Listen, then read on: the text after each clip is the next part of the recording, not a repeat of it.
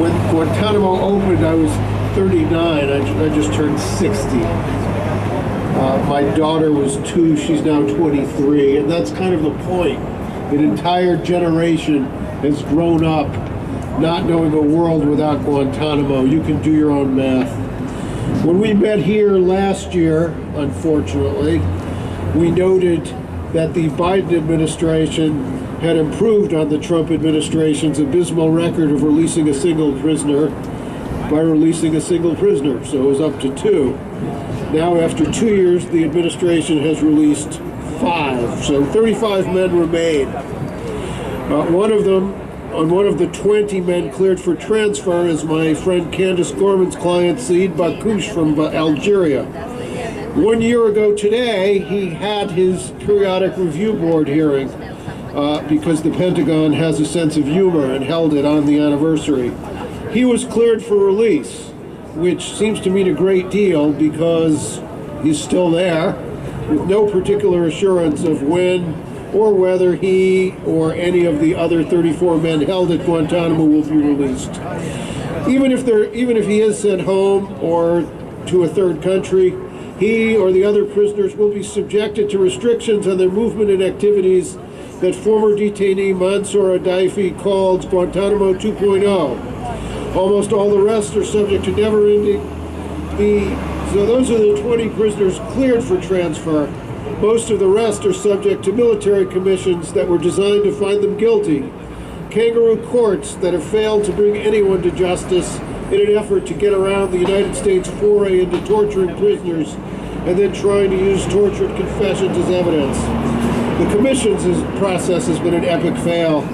On this day a year ago, a working group of legal experts at the University of Pennsylvania, led by my law school classmate, Harvey Rishikoff, former convening authority, the official responsible for military commissions, issued a group of 13 recommendations to close Guantanamo.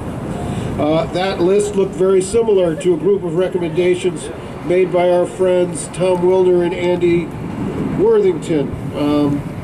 Of course, it's been 14 years since my college classmate Barack Obama issued an executive order calling for Guantanamo's closure. Guantanamo, however, still seems to be open. Tom Wilner's college classmate, George W. Bush, said that he intended to close Guantanamo, but it still appears to be open. Unfortunately, I hate to break this, but thus far it seems that the only president who's dealt with Guantanamo honestly has been Donald Trump, who said that he actually intended to keep it open forever. The others, unfortunately,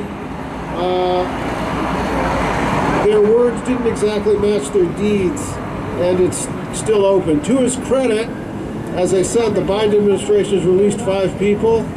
It's appointed officials responsible for closing. It's cleared prisoners for release. But despite that, we're still here.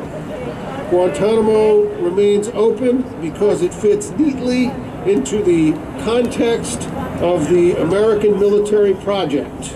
We are holding human war trophies, and we are holding them because they are members of a group, Muslims, that are easily demonized after decades of priming for Islamophobia.